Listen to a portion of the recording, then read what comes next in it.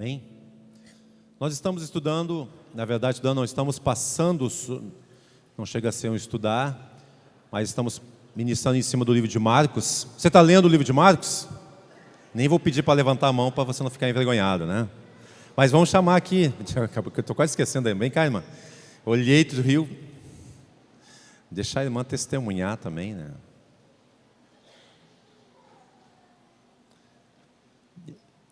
Maico.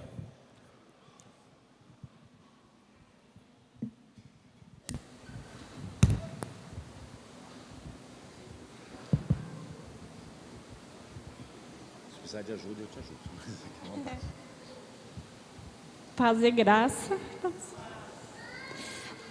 Eu não tenho nem palavras, né? Mas foi dia 31, a quinta-feira. Para começar, foi dia 9. Eles fizeram uma cirurgia na minha mama. Já não queriam mais fazer, porque eles não estavam achando mais nada. Daí a equipe médica do Hospital das Clínicas, não, a gente vai te abrir e vai fazer biópsia da tua mama e da tua íngua. Porque os exames não marcam mais nada, mas nós temos que ter certeza do que nós vamos te falar. Eu disse, sim, doutor, pode abrir. Eu estarei aqui às 7 horas da manhã. Foi eu, meu esposo e minha irmã. A gente chegou de manhã às 7 horas. A primeira coisa, eles fizeram um exame na mama, né? E me prepararam para a cirurgia às 11h15. Daí fui para a sala de preparo às 11h15. Às 2 horas, eles me abriram. Daí tiraram, abriram toda a mama. Para quem ia perder toda a mama, há um ano atrás, que para os médicos eu estava assim, ó, por um milagre de Deus, né? Abriram, tiraram, daí mandaram para a biópsia.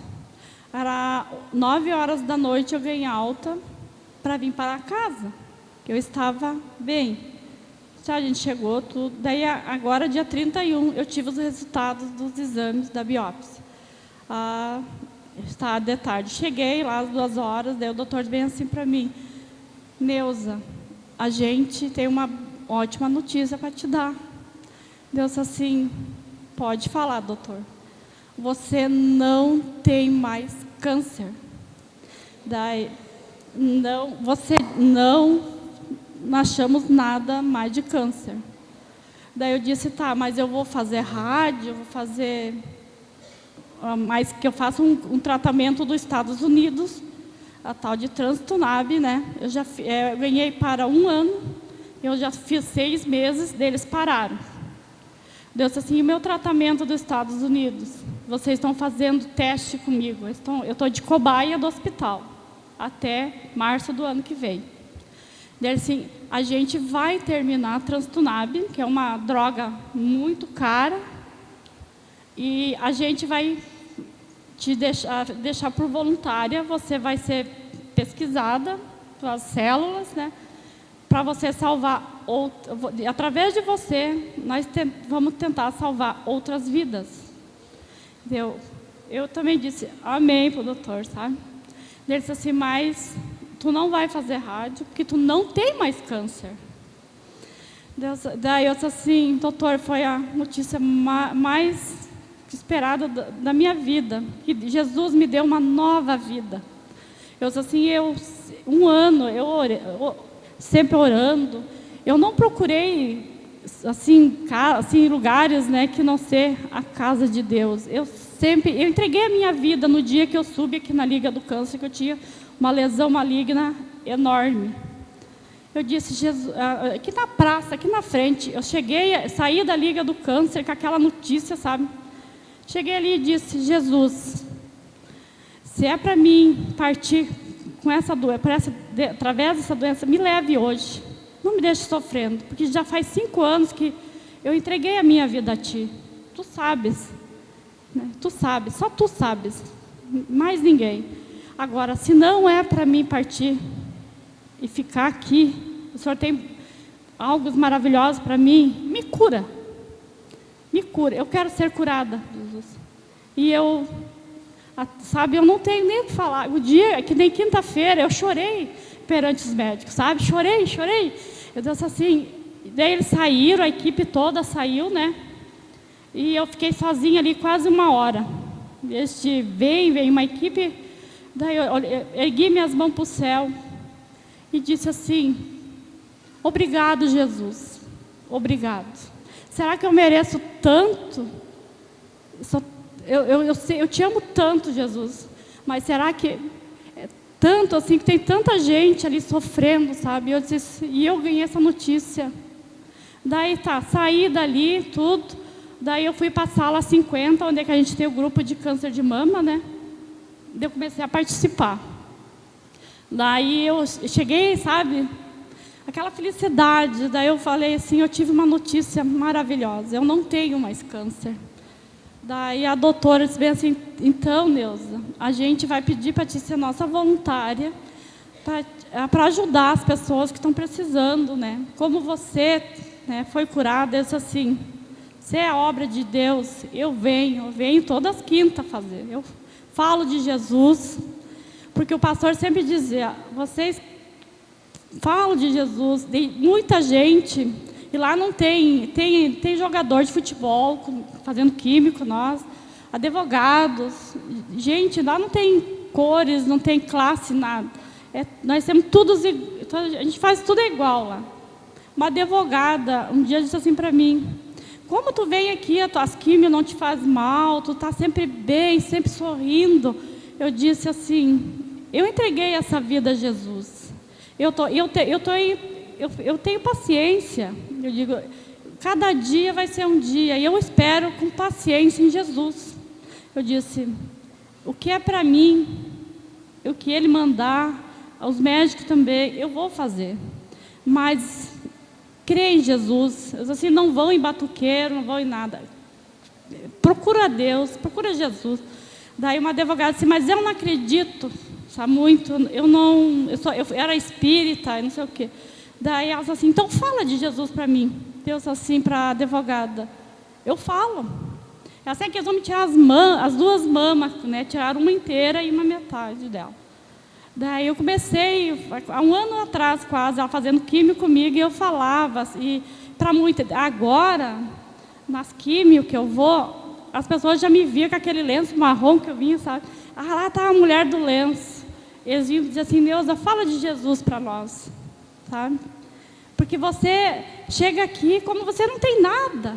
Deus assim, mas eu oro todos os dias, eu não tenho vergonha de chorar perante Jesus, orar, na onde que eu estiver, eu falo com Deus. Quando eu preciso de um conforto, que eu sou sozinha quase na minha casa, só eu sou evangélica. E é complicado, as pessoas não acreditam que sabe? Tu procura e é a cura e tu tem um milagre. Eu pego a Bíblia, eu choro, eu leio a Bíblia. Eu estou todos os dias com Deus, eu não vou abandoná-lo nunca, porque Ele não me abandonou. Ele sempre esteve comigo, eu senti a presença dEle sempre comigo, sabe? E eu estou aqui feliz dando esse depoimento. Eu só tenho a agradecer a Deus, só agradecer. E eu disse um dia para Jesus, Jesus, eu vou agradecer até os fins dos meus dias, por tudo que tu fizeste por mim. Eu queria tanto que as outras pessoas também acreditassem em Jesus, procurassem, sabe? Ia ser bem melhor, sabe? A gente olha para as pessoas e pensa, como Deus é bom com a gente, e poderia ser com aquela pessoa também. Mas não é fácil eu falar de Jesus. Tem gente que vira as costas para mim, sabe? Não acredita. Eles acham assim, foi a quimioterapia. Sim, a medicina está aí.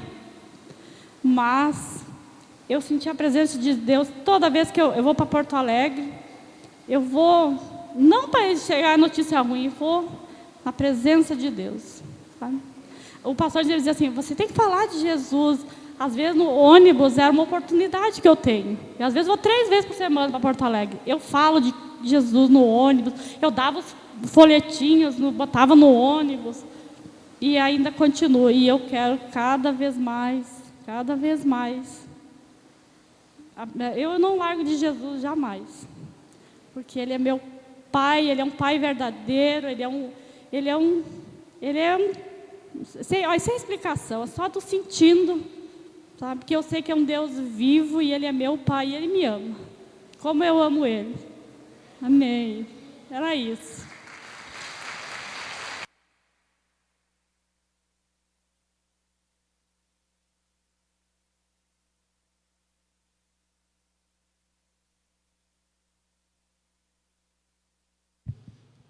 Amém?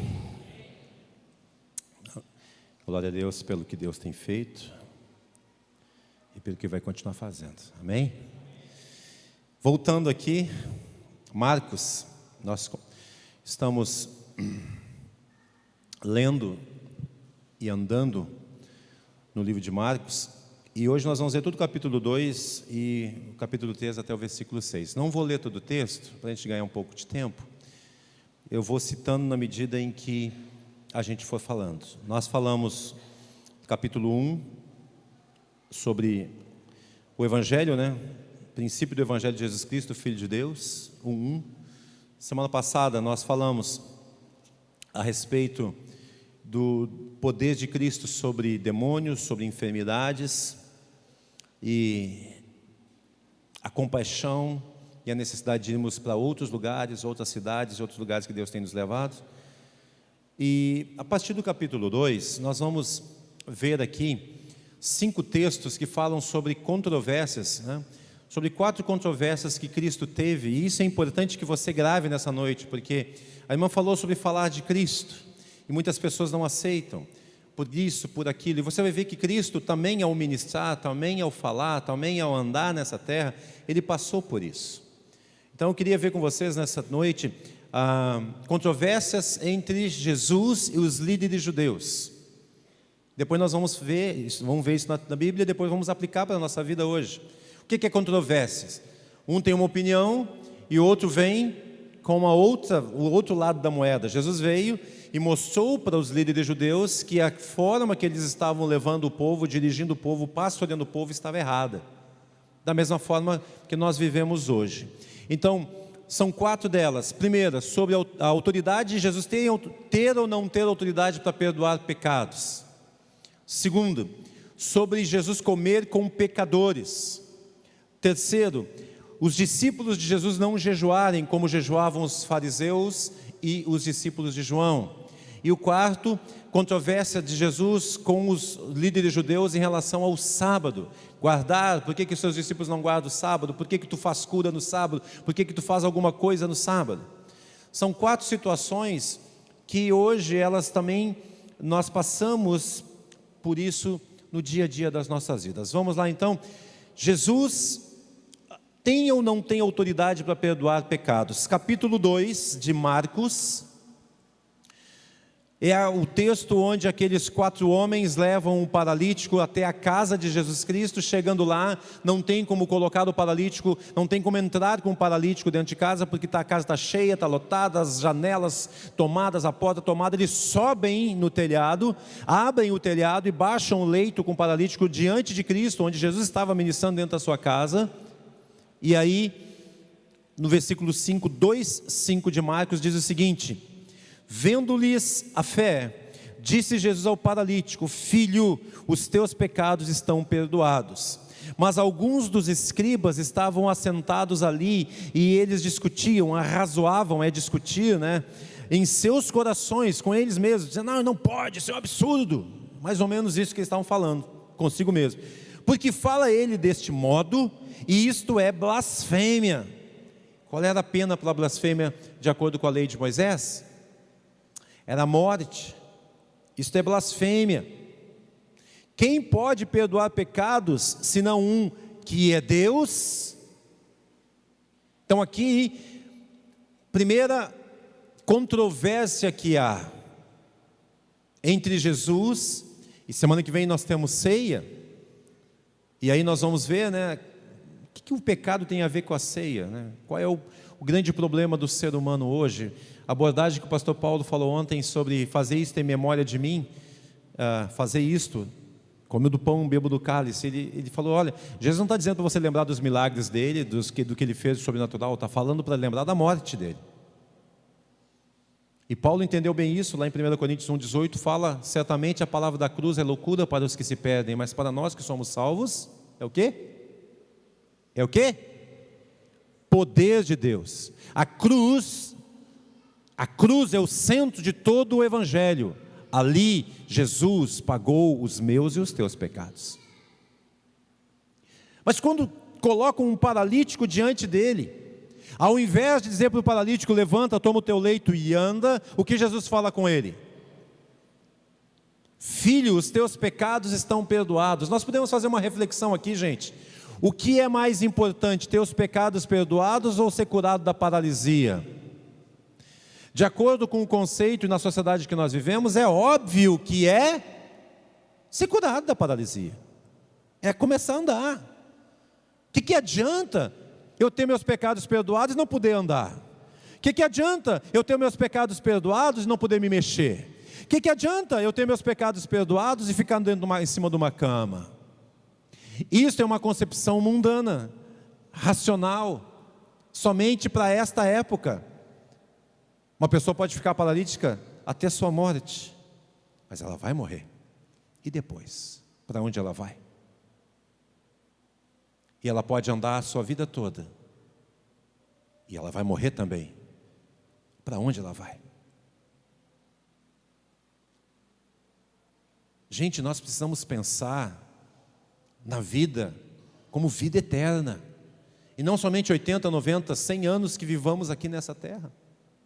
Bênção que a irmã foi curada como testemunho para ir lá, para ajudar outras pessoas que têm câncer, para dar o testemunho dela de que todo o processo de quimioterapia, de que a graça, eu falei sobre isso esses dias, que Deus tem dado a capacidade do homem de criar e de desenvolver medicamentos para combater doenças e tudo mais, isso também é dom de Deus.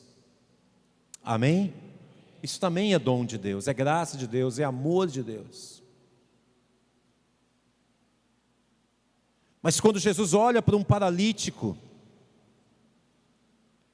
a primeira coisa que ele fala para aquele paralítico é: filho, não por causa da fé do paralítico, mas por causa da fé daqueles que levaram o paralítico. Diz, vendo-lhes a fé, vendo a fé daqueles que levaram o paralítico até Jesus, ele disse para aquele paralítico: filho, os teus pecados estão perdoados. Então, como disse o pastor Paulo ontem, se você tirar a cruz, é o que o diabo tem tentado fazer do Evangelho, no Evangelho hoje. Se prega muita coisa, aleluia, glória a Deus e tal, mas não se prega sobre cruz e não se prega sobre pecado. E não se fala sobre arrependimento, não se fala sobre perdão de pecados. E é isso que nós temos que pregar nos púlpitos. Porque a coisa mais importante que nós temos é a convicção de eternidade em Cristo Jesus, que a nossa vida não vai acabar quando morrermos. Não vamos jogar nosso corpo em uma gaveta ou na terra lá e acabou tudo. Não, um dia aquele corpo que foi sepultado vai ressuscitar para morar com Deus por toda a eternidade. Amém? E essa esperança ninguém pode tirar das nossas vidas. Então a primeira coisa que ele faz é: filho, os teus pecados estão perdoados. E aí começa.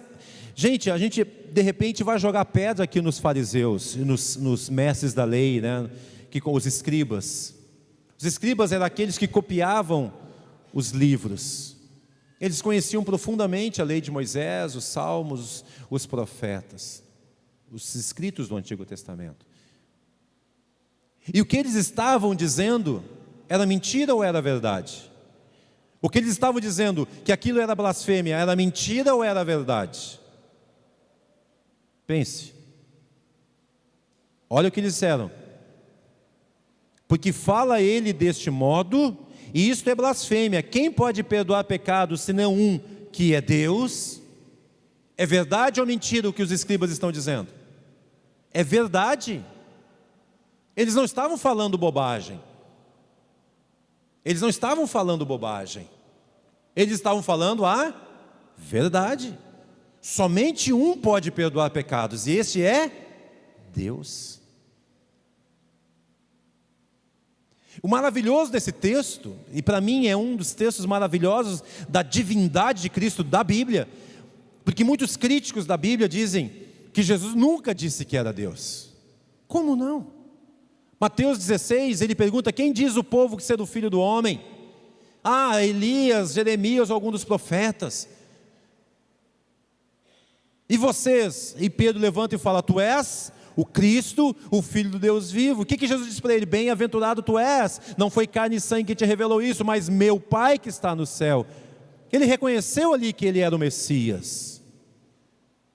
Mas esse texto de uma forma muito especial mostra porque ele vai comprovar, nós vamos ler aqui, Jesus, versículo 8, percebendo logo por seu espírito que eles assim arrazoavam, disse-lhes: por que arrazoais sobre estas coisas em vosso coração? E ele faz uma pergunta aqui impossível de ser respondida por um homem normal. Eu não teria condição de responder essa pergunta. Olha a pergunta que ele faz: o que é mais fácil? Dizer ao paralítico: estão perdoados os teus pecados? Ou dizer: levanta-te, toma o teu leito e anda? Ou e anda? Para o brasileiro, o que o brasileiro respondia? É mais fácil dizer: estão perdoados os teus pecados. Para um brasileiro que não sabe o que é pecado, e não sabe que tem pecado, e nem acredita nisso. Mas para um judeu, observador da lei de Moisés, ele podia sair dali, ser levado para fora da casa dele e apedrejado até a morte, porque estava quebrando a lei. Ele podia ser arrancado da sua casa, levado para fora e apedrejado até a morte. E aí ele faz algo maravilhoso. Ele diz: olha, para que vocês saibam que o Filho do Homem, versículo 10, tem sobre a terra autoridade para perdoar pecados, disse ao paralítico: eu te mando, levanta-te, toma o teu leito e vai para a tua casa. Ele se levantou no mesmo instante, tomando o leito, retirou-se à vista de todos, a ponto de se admirarem, todos darem glória a Deus, dizendo: jamais vimos coisa assim. Você vai perceber no final do texto lá, no capítulo 3, versículo 6, que eles vão dizer assim: eles se retiram para planejar a morte de como matar Jesus. Olhe bem, nem o milagre de um paralítico andar quebrantou o coração daqueles homens. Nem o milagre.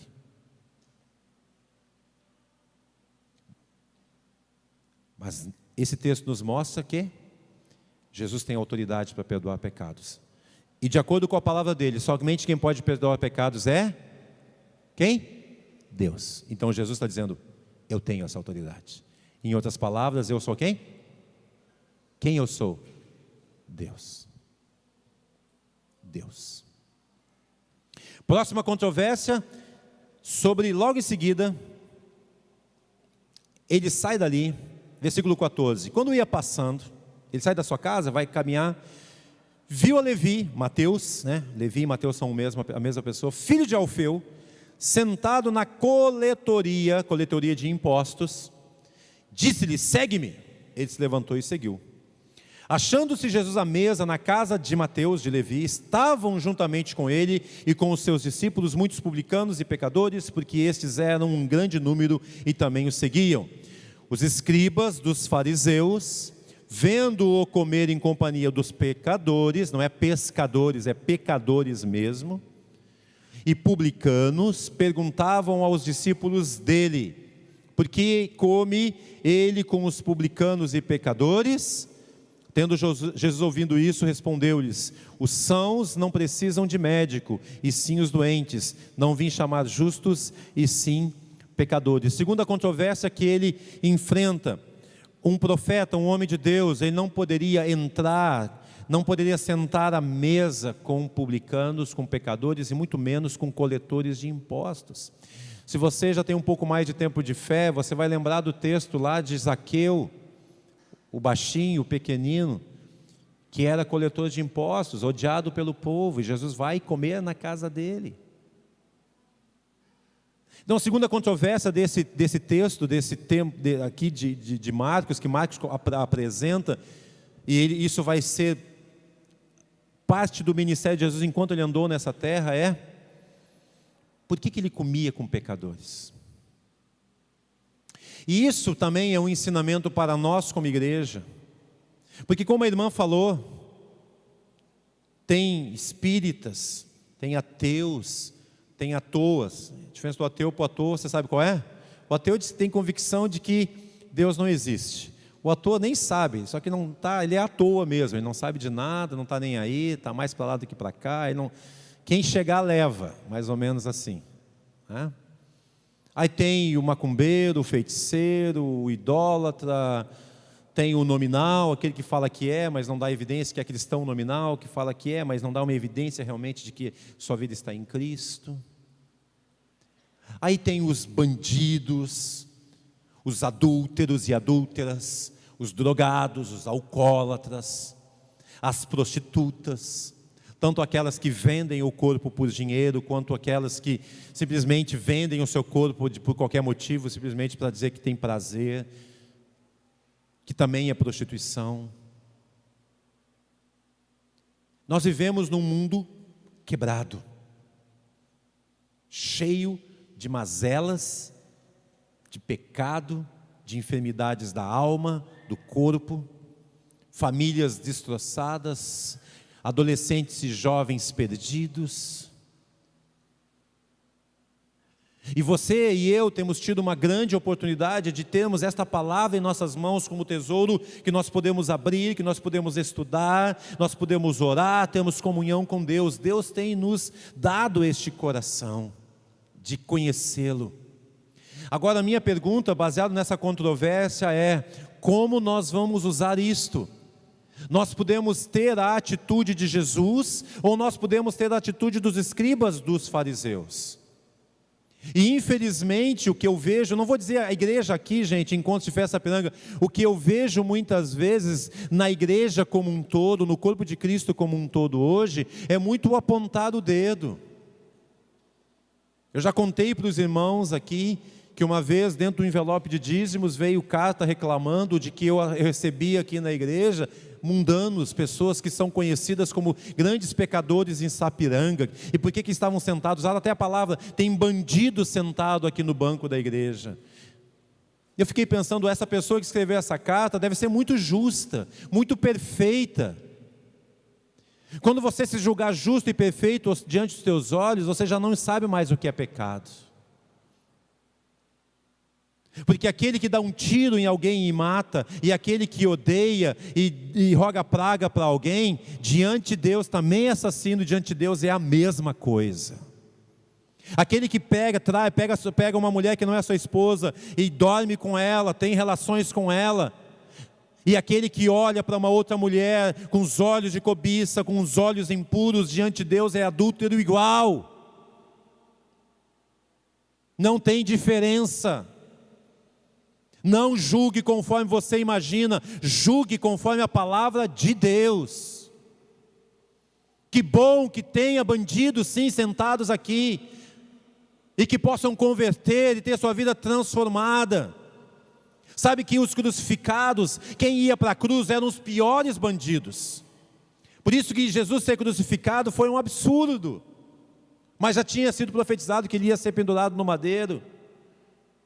Porque a crucificação era uma execução muito dolorosa. As pessoas podiam levar até 48 horas para morrer, por hemorragia, por falta de ar, por excesso de dor.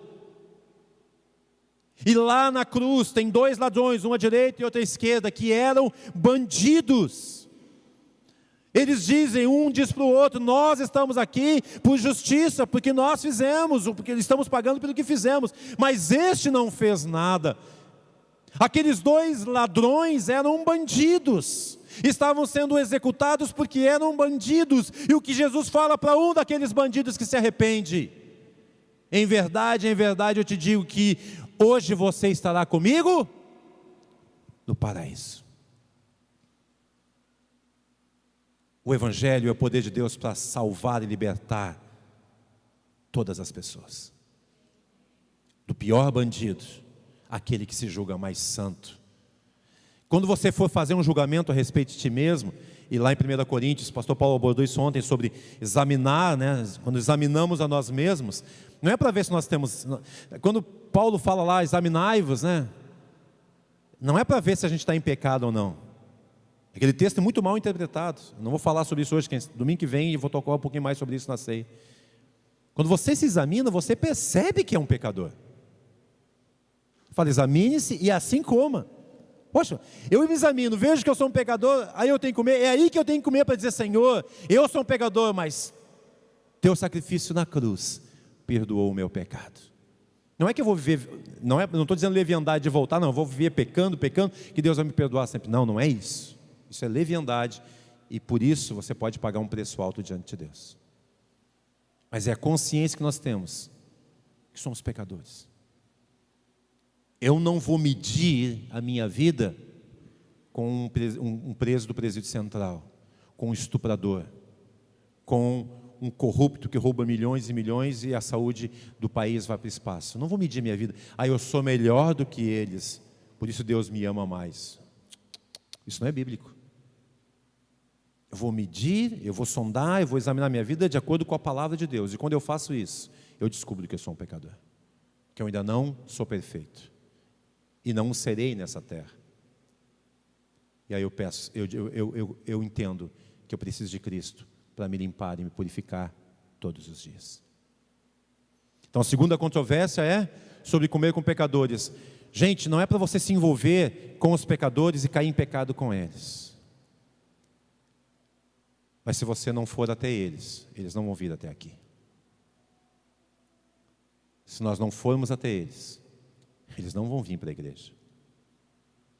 Se nós não falarmos no ônibus, lá no hospital, na empresa, em casa, na escola, na faculdade, se nós não pregarmos a mensagem de salvação e de libertação e de nova vida em Cristo Jesus, as pessoas vão para o inferno, sim. As pessoas vão se perder. Então, por isso que Jesus, ele disse, quem precisa de médicos são os doentes. Aquele teu colega de trabalho, que ainda não é convertido, ele precisa de Jesus para ser salvo. Aquela tua vizinha precisa de Cristo. De uma pessoa para outra, você pode ter uma estratégia diferente de evangelismo, mas deve evangelizar. Evangelizar às vezes é como soltar pandorga. Todo mundo sabe o que é pandorga aqui? Pipa, papagaio, que negócio que solta assim. Quantos já soltaram pandorga na vida aqui? Pô, achei que tinha sido mais gente, né? Sabe que tem uma técnica de soltar pipa. Você dá linha e puxa um pouquinho, né? Você larga a linha e puxa um pouquinho. Evangelizar é isso. Às vezes tu dá uma puxada em uma pessoa, daqui a pouco tu vê que está puxando demais, larga um pouquinho. Daqui a pouco você vai lá e puxa de novo. Qual a estratégia? Tu tem um vizinho que gosta muito de filmes, por exemplo. Aluga um filme, empresta para ela assistir. Tem filme de família, tem filme de... uma série de mensagens aí. A pessoa gosta muito de música. Compra um CD, dá para ela de presente. A pessoa gosta de ler. Muita literatura em que Jesus é apresentado. Compre, dê de presente. A pessoa gosta de sentar e ouvir um culto. Pega um CD, nós estamos gravando nossos cultos. Pede para o Cleiton, ele providencia para ti. Um DVD, né? CD não dá. DVD com imagens, dá de presente para ela. Depois pergunta o que você achou. Conta o que Deus fez na tua vida, o que está fazendo. Tem vergonha. Vergonha do quê? Vergonha? Quem tem que ter vergonha são os colorados. E eu sou colorado. Vou dizer o quê? Né? Eles têm que ter vergonha. Monta um time desse, não chega a lugar nenhum, gasta um caminhão de dinheiro para chegar a lugar nenhum.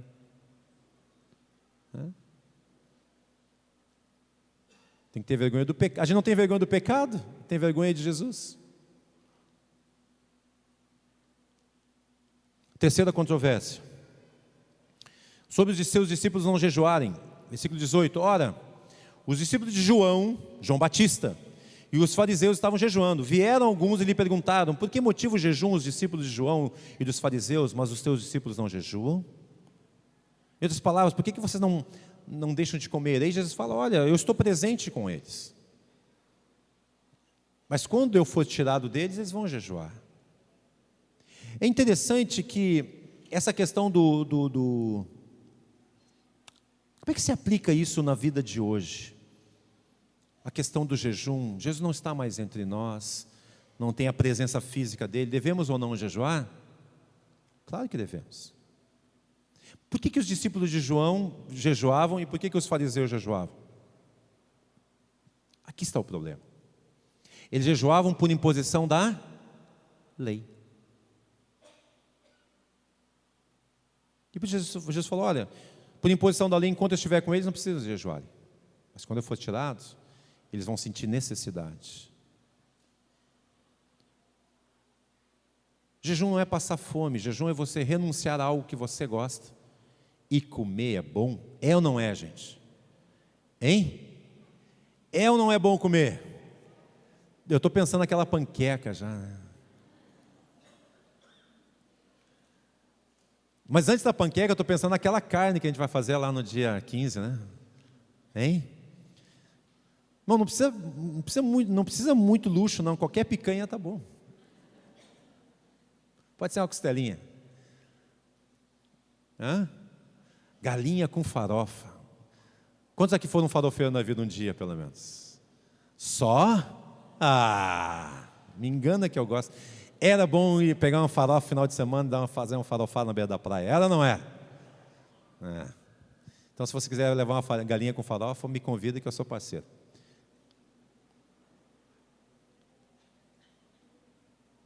Mas há tempo que nós temos que abdicar daquilo que nós gostamos muito e dizer: Senhor, eu vou renunciar a isso, ao meu alimento, por um tempo. Não porque tu precisa ver o meu sacrifício, mas o meu coração diante de ti está assim, jejuando. Eu estou disposto a abrir mão daquilo que me dá prazer e me satisfaz, para que tal situação, Senhor, a tua mão seja colocada sobre tal situação. Um filho, um marido, uma esposa, uma enfermidade, o que quer que seja. Não é você mostrar sacrifício a Deus. Deus não precisa do nosso sacrifício. Mas é nós renunciarmos à nossa carne e mostrarmos a Deus o quão dispostos nós estamos a morrer para a nossa carne. Sabe que é mais fácil deixar de comer uma refeição do que deixar de jejuar nossas palavras, por exemplo. Eu gostaria de um dia fazer um jejum de palavras.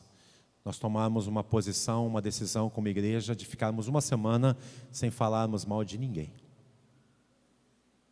Ia ser um jejum bom ou não ia? Hein?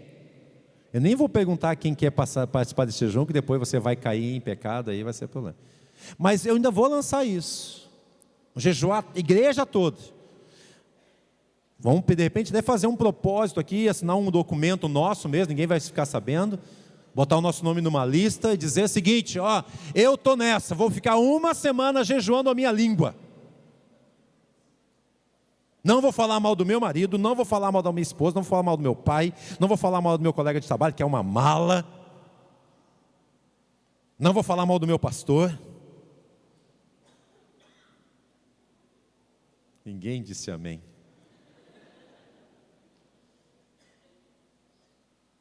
Não vou falar mal do irmão em Cristo, não vou falar mal de ninguém do louvor. Eu vou guardar a minha língua, Pai. Vou jejuar a minha língua. Amém? Foi difícil dizer amém, hein? Uma meia dúzia falaram amém aí. Mas havia uma polêmica. Por que vocês não obedecem? Por que vocês não jejuam? Eu tenho descoberto uma coisa. Se eu, como líder, apregoar alguma coisa, eu sei que muitas pessoas vão fazer. E eu vou fazer isso, apregoar. O que é apregoar? Pregar, né? Vamos fazer isso, tal. Vamos fazer um evangelismo, vamos fazer um mutirão para pintar todo isso de novo. Vamos fazer um evangelismo, tal. Vamos fazer isso. Eu sei que muita gente vai ir. Mas o meu grande desejo é quando eu lançasse aqui um desafio. não fosse por obrigação, porque se eu não for, o pastor vai falar alguma coisa, vai me procurar, vai me cobrar, o irmãozinho vai falar não sei o quê, então eu vou lá para, sabe como é que é, né? Tem que participar. Que nós entendêssemos, Senhor, eu estou fazendo para Ti, e de todo o meu coração quero Te servir. Isso é jejuar. Amém? Quarto, controvérsia, questão do sábado. Versículo 23. Eles estavam atravessando em dia de sábado a seara, e os discípulos ao passarem colhiam as espigas. Advertiram-nos os fariseus, porque não que fazem o que não é lícito aos sábados. Mas ele respondeu, aí ele cita Davi no Antigo Testamento, e no versículo 27, ele diz, e acrescentou, o sábado foi estabelecido por causa do homem, e não o homem por causa do sábado, de sorte que o Filho do Homem é Senhor também do sábado. Capítulo 3, o mesmo assunto, de novo entrou Jesus na sinagoga, estava ali um homem que tinha ressequido uma das mãos, e estavam observando a Jesus para ver se o curaria em dia de sábado, a fim de o acusarem. Disse Jesus ao homem da mão ressequida, vem para o meio, e lhes perguntou, é lícito no sábado fazer o bem ou fazer o mal? Salvar a vida ou tirá-la? Mas eles ficaram em silêncio, olhando-os ao redor, indignado, e condoído com a dureza do seu coração, disse ao homem, estende a mão. Estendeu a mão e ela lhe foi restaurada. Retirando-se os fariseus, conspiravam logo com os herodianos contra ele, em como lhe tirariam a vida.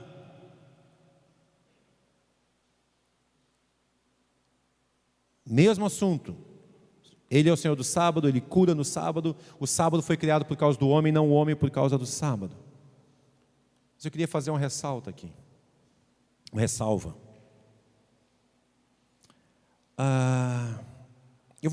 Eu comprei em São Paulo um DVD, que em princípio é um desenho infantil, fala sobre a vida de Eric Linden. Quantos aqui assistiram Carruagens de Fogo, um filme da década de 80, que fala sobre as Olimpíadas de 1924? Quem assistiu Carruagens de Fogo? Oi, irmão. O que você está vendo? Bruce Lee? Rock Balboa? Só sangue para lá e para cá? É um filme antigo, mas tem nas locadoras. Te dou um conselho, alugue e assista Carruagens de Fogo. Alugue e assista. Esse filme foi, inclusive, foi um pastor que ajudou a produção a fazer. Ele ganhou Oscar de melhor música na época, né? Não lembro se ganhou de melhor filme, mas de melhor música, sim. A música é muito conhecida. Conta a história de um missionário. Ele nasceu na China, filho de missionários europeus, escoceses. Quando ele tinha 6 anos de idade, seus pais o mandaram junto com seu irmão para estudarem na Escócia. Ele ficou lá todo no internato até os 20 e poucos anos de idade. E ele estudou, ele se formou e ele começou a correr na escola, depois na faculdade. E ele se tornou o campeão nacional dos 100 metros rasos. Em 1924, ele tinha uns 22, 23 anos de idade. Na Olimpíada de Paris, ele foi escolhido para disputar as Olimpíadas pelo seu país. Só que aconteceu uma coisa interessante, as semifinais, as eliminatórias dos 100 metros rasos caíam num domingo. E ele se recusou a correr. E ele não correu. Ele foi pressionado pelo rei, foi pressionado pelo comitê olímpico do seu país, pela imprensa do seu país, pela população do seu país, para correr no domingo. E ele disse, não.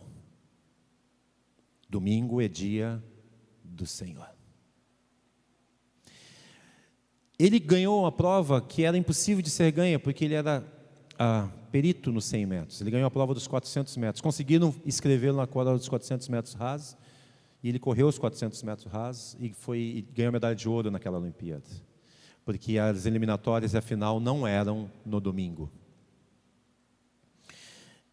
Essa fita vai estar disponível aqui, esse DVD, porque junto com o DVD, junto com um desenho, tem um desenho infantil que fala sobre a vida dele. O desenho tem uns 20 e poucos minutos, 30 minutos. Mas no DVD tem um documentário, aí é um documentário com fotos, com filmagens da vida de Eric Linden. Eu vou passar isso para os jovens qualquer hora. Depois que ele foi campeão olímpico, ele largou tudo. Fama, dinheiro, foi e voltou para a China. Lá ele teve família. Quando o Japão invadiu a China, 1930 e poucos, perto dos anos 40 ali, ele mandou sua esposa e suas filhas pequenas de volta para a Europa e ficou na China, ajudando os chineses, pregando o evangelho para eles. Ele foi preso pelos japoneses, foi levado a um campo de concentração e ele morreu lá com 43, 44 anos de idade.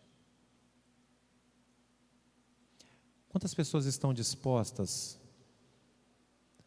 a fazer esse tipo de sacrifício por Cristo Jesus nos dias de hoje? Às vezes nós reclamamos porque o culto demora um pouquinho mais. Reclamamos porque está muito quente. Reclamamos porque está muito frio. Reclamamos porque está chovendo. Reclamamos porque alguma coisa não sai como nós gostaríamos. Sabe, a vida dele é como se hoje um César Cielo da vida convertesse, como se um Neymar hoje convertesse e dissesse: olha, eu não vou mais jogar futebol, eu vou para a China, eu vou para a Índia, eu vou para a África, eu vou para o Oriente Médio, eu vou pregar o evangelho lá, eu vou ser missionário lá.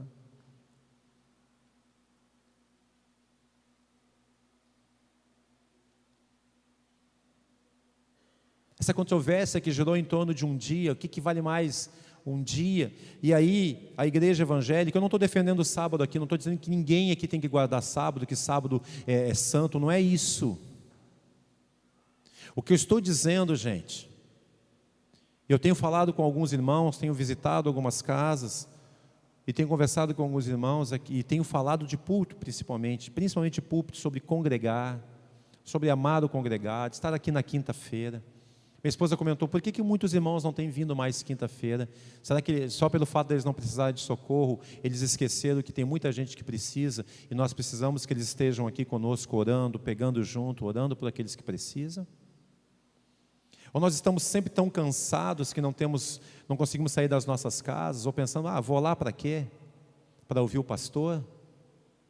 Eu espero que você não venha para me ouvir, eu espero que você venha sempre a este lugar com o intuito de louvar a Deus, de glorificar a Deus, de cultuar a Deus. Se eu estiver aqui ou se eu não estiver, se o grupo de louvor estiver aqui ou se não estiver. O fato aqui é que eles pegaram no pé de Jesus porque Jesus estava fazendo bem, curando num dia santo. Só que eu quero te dizer uma coisa, o fato, e Jesus quebrou o sábado na visão deles, mas na visão de Deus não, porque o sábado foi criado foi criado por causa do homem, para que o homem pudesse ter um dia. Quando é que Deus lançou o sábado na lei, gente? Fala que lá na criação ele descansou no sexto dia. Descansou, Deus fica cansado? Não. Mas desde o Éden, Deus já vem apontando para o fato de que Ele quer ter comunhão conosco. Se você ler Gênesis, você vê que no final do dia, na viração do dia, Deus descia e caminhava no jardim do Éden com Adão e Eva. Ele tinha comunhão, ele tinha relacionamento. Quantos casais nós atendemos nesses quase 30 anos de ministério que temos? Na verdade são 30 anos, porque conta antes de tempo integral, vai fazer 28. Mas nós já pregávamos o evangelho antes de virmos para a obra de tempo integral. E nesses 30 anos, quantas vezes eu vi namorados reclamando para mim, noivos reclamando, casais reclamando, marido e esposa: meu marido não tem tempo para mim, pastor. Ele chega cansado, vai para a frente da televisão, a gente não conversa. Pastor, minha esposa não tem tempo, ela está sempre cansada, está sempre com dor de cabeça, a gente não consegue sair. Nosso final de semana é sábado, é domingo, é feriado, é isso e aquilo, a gente não para, é uma loucura. Quantos filhos reclamam: pastor, meu pai não sai comigo, minha mãe não me dá atenção, me joga na frente da televisão lá, babá eletrônica, e aí vai. Meu pai, até para se livrar um pouquinho mais de mim, me deu um tablet, um notebook novo, não sei o que mais. E aí tem uns que tem um pouco mais de dinheiro, dá um Xbox e Play, não sei das quantas, 4, 5, meia dúzia, e aí vai, né? E os filhos ficam todo empolgados, mas às vezes é para se livrar, né? Para se livrar de botar o filho na cacunda, de fazer cavalinho, de rolar no chão com eles, de sentar e conversar. Por isso Deus estabeleceu um dia de relacionamento com ele. E quando Cristo ressuscita no domingo, a igreja começou a guardar o domingo por causa da ressurreição de Cristo. E isso durante muito tempo, e muitos dos puritanos, e historicamente falando, muitas linhas protestantes guardavam o domingo de uma forma veemente, não se fazia nada. Era o dia de estar em família, de passar... Porque, de onde surgiram as escolas dominicais que nós conhecemos hoje em muitas igrejas históricas? Surgiram porque os cultos eram de manhã. Por que os cultos eram de manhã? Não tinha luz como nós imaginamos, eram luz de velas e lampiões. Como é que vai iluminar um salão enorme com luz de velas? Então as pessoas reuniam, iam para a igreja domingo de manhã, porque era dia sagrado. Elas tinham escola dominical separado por idades, depois tinham o culto, depois elas almoçavam juntas, as famílias, e elas deixava os filhos brincando à tarde em volta da igreja, que normalmente era um lugar mais gramado. As crianças brincavam e os adultos conversavam e oravam juntos e compartilhavam. E lá pelas 5 horas da tarde as pessoas começaram a juntar suas cestas de piquenique, de almoço, e irem para suas casas, porque quando anoitecia eles tinham que ir dormir, não tinha luz. Daí surgiram os movimentos de escolas e os cultos domingo de manhã.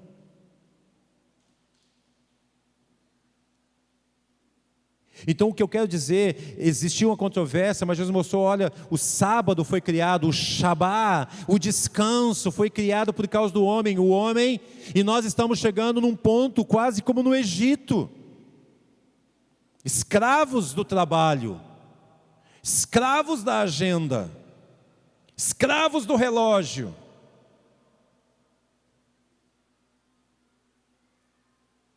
Eu gostei de um irmão, pastor, eu tenho um trabalho para fazer, tenho isso, e eu também tenho, e outros têm aqui. Ele disse, não, mas eu vou para o culto hoje.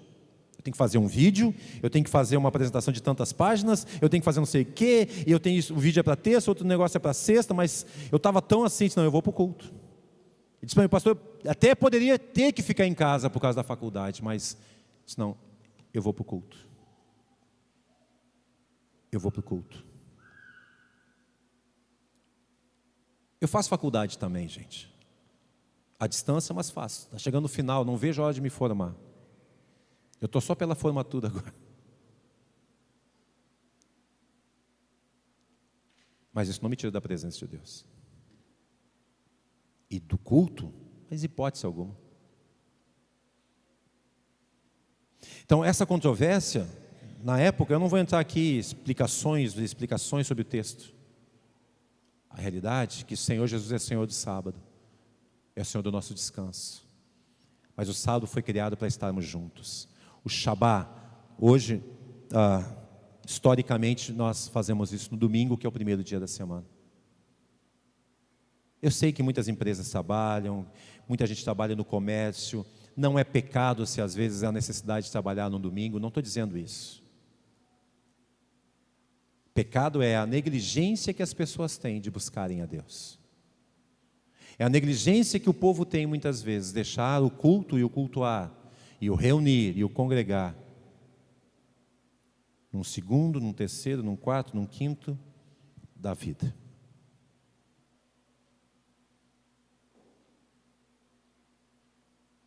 Às vezes eu estou em casa, cansado, abatido, com dor de cabeça, com dor...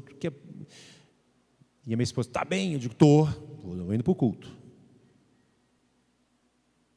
Vamos lá, por quê? Porque eu me alegro de estar aqui. Não porque eu sou pastor, mas porque aquilo que eu estou pregando, eu já aprendi há muitos anos atrás que é verdade. Não tem maior alegria de que ver você aqui quinta, domingo, sábado. Ontem à tarde, aquela gurizada que estava aqui, os adolescentes, bênção, estão crescendo, brincando, e eu digo, aleluia. Chegam aqui 2h30, saem daqui 6 e pouco da tarde. Jovens me ligaram, nós vamos voltar a ter reunião de jovens todos os sábados. Temos um projeto aí, não é fácil, faz 2 anos que nós estamos sem liderança dos jovens. Ricardo e a Luana têm ajudado. Eu vou chamar mais alguns irmãos para ajudar, porque nem todo sábado eu vou poder estar aqui. No sábado do relógio de oração, vai ter culto de jovens? Sim. O culto vai ser o seguinte: os jovens vão orar, das 8 até as 10. Amém? Nós entramos num acordo de não termos nada, nenhum evento, nada no dia do relógio de oração. Então, no dia do relógio de oração, tem culto de jovens? Tem. Os jovens vão estar orando. Por turno, cada um ora 15 minutos e tal. E a gente vai estar juntos aqui. Mas eu vou chamar alguns casais aí para ajudarem o Ricardo e a Luana, porque nós temos muitos jovens na igreja, muitos jovens nessa cidade que vão se dispersando, daqui a pouco não querem mais nada com nada. Nós precisamos estar juntos. Não é mais um culto, é um projeto. A gente está com algumas ideias bem legais aí, que o pessoal do Palavra da Vida nos deu. A gente vai implementar isso, vai ser bem legal. Não vamos desistir. O diabo já falou para mim: cara, acaba com o culto de jovens. Os jovens não querem nada com nada. A mentira do diabo. Os jovens querem a Cristo, sim. Eles querem estar na presença de Deus. Estão cansados do mundo, de encherem a cara, de se prostituírem, de se drogarem, porque amanhã tem que fazer de novo, enquanto Cristo é aquele que 24 horas por dia está conosco. É a nossa alegria, é o nosso ânimo. Nós não vamos desistir, nós não vamos parar, em nome de Jesus. Amém? Então, queridos, essas 4 controvérsias sobre a autoridade de Cristo para perdoar pecados, sobre o comer com os pecadores, sobre a questão do jejum, o que é o verdadeiro jejum, e sobre a questão do descanso, do sábado, e mostra como é que termina isso. Os fariseus se retiram para conspirarem como matariam Jesus. Eu quero terminar só te fazendo uma pergunta: como você vai se retirar deste ambiente nesta noite? Qual vai ser a tua conspiração? Estou falando sério. De como você vai somar para alcançar os pecadores? Você vai jejuar a tua vida? Você vai gastar a tua vida em prol daqueles que não conhecem a Cristo? Tua conspiração vai ser positiva? Vai chamar os irmãos ali na porta e dizer: puxa, precisamos trabalhar mais. Precisamos somar. Temos um batismo nesse mês. Nós temos um encontrão. Sabe que esse encontrão do dia 30, muito dele é um encontrão de comunhão, para nós estarmos juntos como igreja, mas é um encontrão também de evangelismo. O dia 15 é a nossa comunhão como família da fé? Mas quantas pessoas vieram pela primeira vez na congregação lá num dia da família em anos passados, e lá viram a nossa comunhão como irmãos, e lá foram tocados por Deus e converteram, batizaram, estão conosco hoje por causa de um evento que a gente fez lá no Campo do Flama. Quantas pessoas entraram aqui num chá de mulheres, num jantar de mulheres, num encontro de homens e foram tocados por Deus e converteram?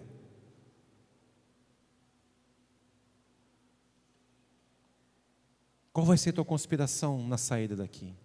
Vai chamar meia dúzia de irmãos e vamos conspirar para ganhar Sapiranga, Campo Bom, Araricá, Nova Hartz, Parobé, Taquara. Vamos conspirar e somar junto com o pastor e com os obreiros, com os irmãos. Ou vamos conspirar para ver como é que a gente vai matar Jesus? Sério? É possível matar Jesus hoje? Claro que não. Mas é possível nos associarmos ao diabo para destruir a obra de Cristo em corações. Quando nós não concordamos, e quando nós nos... Qual a palavra que fala aqui? Versículo 3, capítulo 3, versículo 6. Conspiravam. Quando nós saímos e conspiramos, criticando por criticar, falando mal por falar, não entendendo que não é fácil estar à frente de uma obra com pessoas diferentes. Nós temos homens, mulheres, uns mais velhos, outros mais jovens, casados, solteiros, divorciados, separados, enfermos, com problemas dentro de sua casa, com dificuldades no seu lar, no trabalho, com dificuldades financeiras. Alguns que estão na faculdade ou já se formaram, outros que fizeram um ensino fundamental, sabem escrever seu nome e ler. E aí a gente vem para o púlpito, traz uma palavra de Deus e trabalha no dia a dia junto com o povo para mostrar: gente, nós estamos aqui, não fazendo aquilo que a gente quer, o que a gente pensa. Estamos aqui pregando a Cristo, para que Ele transforme corações e vidas. Então, minha pergunta como pastor nessa noite é muito séria mesmo. É o primeiro culto deste mês, de novembro. Nós temos 2 meses até o final do ano. Qual vai ser a tua conspiração, meu irmão ou minha irmã? Vai conspirar para somar? Ou vai conspirar para destruir? É sério isso. Vai conspirar para dizer, não, puxa, Jesus, Ele tinha autoridade para perdoar pecados. Ele tinha graça para sentar e comer com os pecadores. Não para não se envolver com eles no pecado deles, mas para tirá-los de lá. Ele deu entendimento sobre o que era o verdadeiro jejum. E sobre o que era o verdadeiro Shabá, o sábado, o descanso. Eu tenho trazido a vocês informação, muito mais que informação, revelação de Deus da palavra dEle. E a minha oração é para que você use bem a revelação que Deus tem trazido na sua palavra, no seu dia a dia. Eu sei, queridos, eu citei agora, lutas, dificuldades, eu mesmo passei recentemente por 2 semanas de uma enfermidade que me incomodou muito. Não é fácil. Não é fácil. Então eu sei, eu conheço a realidade de muitos de vocês. Oro, choro diante de Deus pela tua vida, para que Deus te dê vitória, te anime, te ampare e te fortaleça. Mas eu quero te pedir como pastor nessa noite, que você se levante e diga, eu vou conspirar para o bem. Eu vou conspirar para edificar. Eu vou conspirar para abençoar. Eu vou conspirar. Sabe o que é conspiração, né? Conspiração é quando você se reúne numa sala fechada, num cantinho assim, que ninguém está ouvindo, você... Eu vou conspirar para orar mais, eu vou conspirar para congregar mais, eu vou conspirar para ler mais a palavra, entender mais a palavra, eu vou conspirar para edificar o reino. Nem tudo vai sair como você quer, nem tudo sai como eu quero. Muitas vezes eu tenho vontade de fazer uma coisa, mas não faço, porque não é o querer de Deus, é o meu querer e eu não faço. Então nem tudo vai ser conforme você quer. Mas tenha certeza de uma coisa. Tenha certeza de uma coisa. Tudo que a gente faz, a gente coloca diante de Deus antes. E nunca tomamos nenhuma decisão para prejudicar ninguém. Sempre para abençoar e edificar. Fortalecer e amparar. Nós gastamos o que gastamos por mês em aluguel e tudo mais. Investimos nossa vida. Não estamos brincando de igreja. Nós estamos lidando com pessoas e com a eternidade delas. Jamais brincaria com isso, porque eu teria que responder diante de Deus por isso. Eu tenho um temor no meu coração. A tua alma, a tua vida é preciosa diante de Cristo. Ele morreu por ti. E eu jamais seria leviano com isto. Então eu quero te chamar no final dessa reunião para conspirar comigo e com Deus de como nós vamos crescer, como nós vamos ganhar essa cidade, essa região para Cristo, como nós vamos evangelizar melhor, como vamos amar melhor, como vamos perdoar mais, como vamos instruir-nos mutuamente mais, como vamos nos amar mais mutuamente, como vamos amar a Deus e como vamos receber mais de Deus, graça para crescermos e conhecermos mais a Ele. Vamos ficar de pé em nome de Jesus.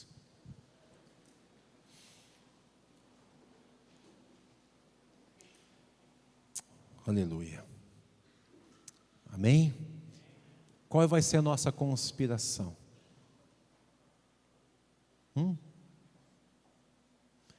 Qual vai ser a nossa conspiração? O pessoal da banda aí, sobe aqui, vamos cantar um cântico. Mesmo de quinta-feira final. Lembra, Tiago? Deu Jaça.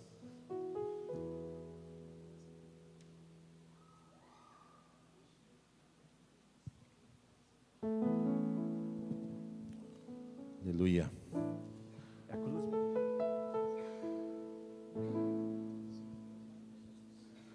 Rápido. Aleluia. Amém? Eu pedi que todos ficassem de pé para não constranger ninguém. Mas eu quero fazer essa pergunta agora. Nós estamos entrando em 2014. Lembra que eu falei na hora das ofertas? Não tem nada a ver com o dinheiro que eu vou falar agora.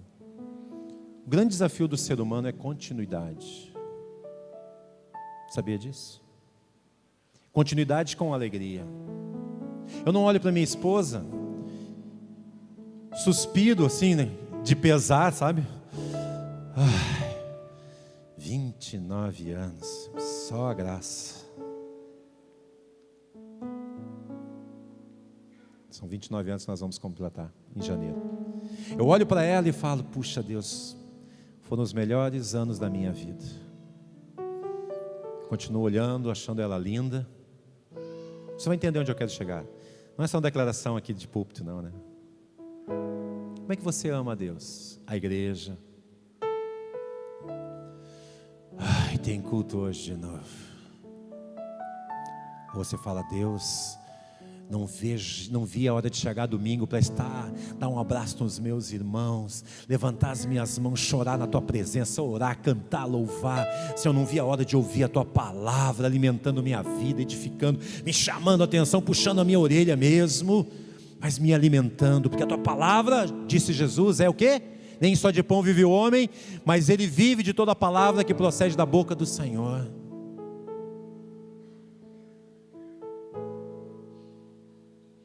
Estamos entrando em 2014. Como é que você quer entrar? Nós vamos ter dia 31 de dezembro, terça-feira. 31 de dezembro, terça-feira. Vamos passar juntos aqui na igreja. Quem quiser, claro. Mas eu vou estar aqui. Passando o ano novo. Vamos passar meia-noite aqui. Amém? Natal vai ser 24. Terça-feira nós não temos culto. Se tivéssemos, nós cancelaríamos. Mas nosso culto de Natal vai ser dia 15 de dezembro. Mas no ano novo, Deus falou comigo isso. Nós vamos passar juntos. Vamos agradecer no dia 31. E quando passar meia-noite, nós vamos orar e dizer, Senhor, agora nós queremos renovar nossa aliança contigo, os compromissos contigo. Então nós temos aí 2 meses para conspirar. Positivamente. Minha pergunta é muito simples. Que tipo de conspirador você quer ser? Aquele que edifica e abençoa? Ou aquele que destrói e amaldiçoa? É muito séria a minha pergunta. Eu demoro muito para fazer isso, gente, porque eu tenho muito receio de ser mal interpretado. Mas eu não estou aqui falando meu coração, botando meus sentimentos. Meus sentimentos estão muito em paz. Mas estou aqui, sinceramente, algo que o Espírito Santo está falando comigo. Eu nem pensei em fazer isso. Mas aqui, quando eu comecei a ministrar, Deus falou isso comigo. Tem o esboço do meu sermão aqui, eu tenho feito sempre.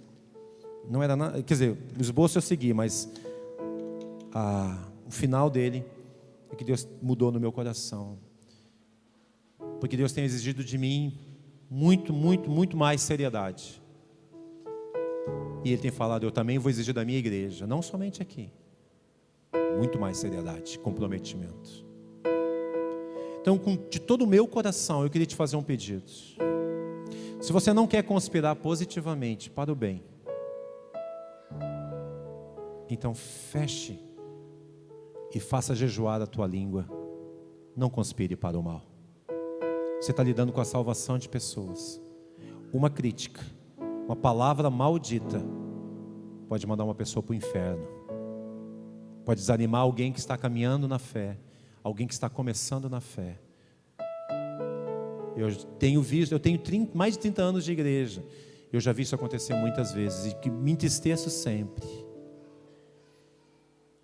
Às vezes, e as pessoas dão até uma desculpa, não, eu estou querendo, nem sei o que elas estão querendo. Mas eu quero te convidar a ser alguém que vai conspirar para o crescimento, para a edificação.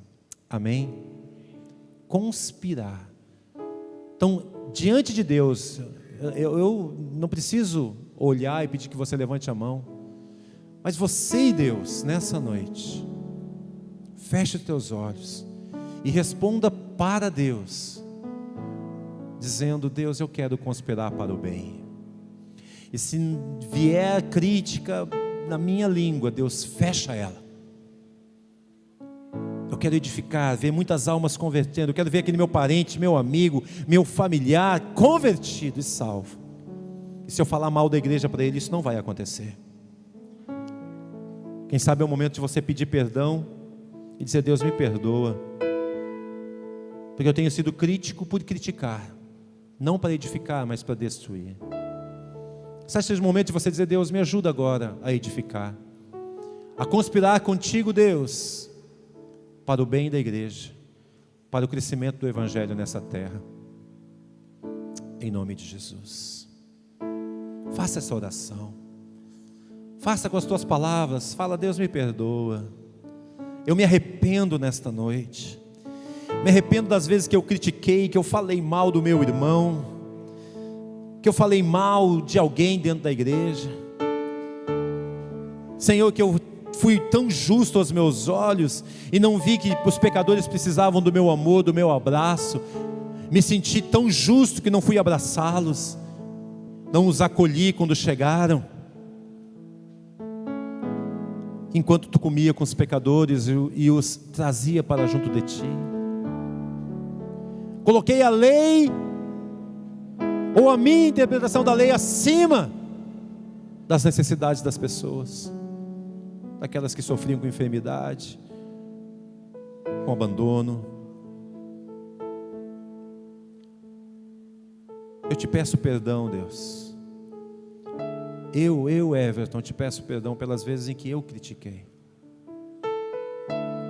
Critiquei a tua igreja, a noiva. Falei mal dela. Fiquei indignado. Fiquei machucado. Ferido. E expressei a minha dor e as minhas feridas de uma forma ressentida e amargurada, através de palavras de ressentimento e de amargura. Perdoa-me. Perdoa-me, Pai. Perdoa-me, Pai. Perdoa-me, Pai. Limpa meu coração. Limpa meus pensamentos. Limpa a minha vida. Quero conspirar para o bem, para o crescimento, para a edificação. Eu me arrependo, Jesus. Me arrependo, Senhor. Eu me arrependo, Jesus.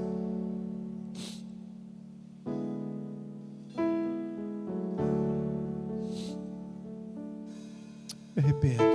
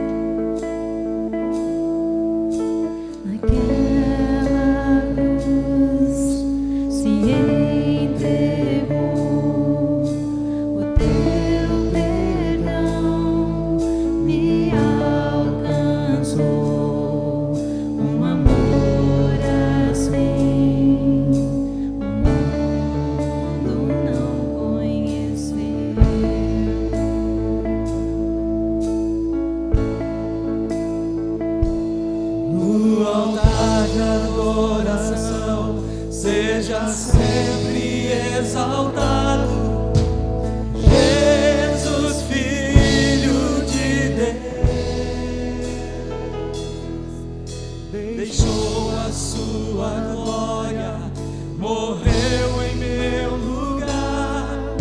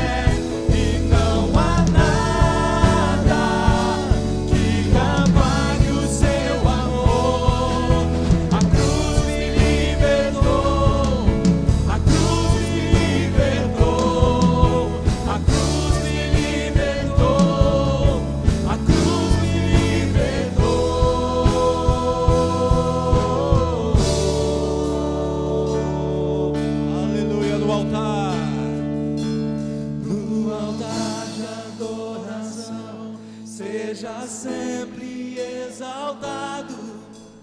Jesus, Filho de Deus, deixou a sua glória, morreu em meu lugar. Jesus, Filho de Deus, tu és Jesus, Filho de Deus. Tu és Jesus, Filho. Tu és Jesus, Filho de Deus. Tu és Jesus, Filho de Deus. Aleluia. Senhor, nós queremos conspirar contigo, o Espírito Santo, para a edificação, porque nós temos visto os testemunhos, como Cleomar deu a semana passada, semana retrasada, e a irmã deu hoje, Senhor. E não somente os deles, de cura, mas de famílias restauradas, de vidas transformadas, batizadas, salvas, libertas. Nós temos visto os teus milagres em todas as áreas. O coração dos pais convertendo aos filhos, o coração dos filhos aos pais. O Evangelho ainda e continuará sendo o poder de Deus para a salvação de todo aquele que crê. Por isso, Pai, nós queremos conspirar para a edificação, porque podemos ver tantos sinais como aqueles fariseus viram e saíram dali querendo te matar. Senhor, quebranta nosso coração, não nos deixe ter esse coração, mas que ao vermos necessidades e necessitados, estendamos as mãos para eles, para edificar, para salvar, para libertar, para alimentar, para fortalecer. Faça isso no teu povo nesta noite, Espírito Santo. Fortalece as nossas vidas, em nome de Jesus. Leva-nos em paz e segurança aos nossos lares, livra-nos do mal. Senhor, dá-nos uma semana de alegria na tua presença, sermos dirigidos por ti, pela tua palavra, e nos traga quinta-feira aqui, Senhor, junto com aqueles que sofrem. Queremos trazê-los conosco para receberem de ti. Jovens, no próximo sábado, a ceia domingo que vem, em nome de Cristo nós te pedimos, Deus, toma conta de tudo, no nome de Jesus, amém.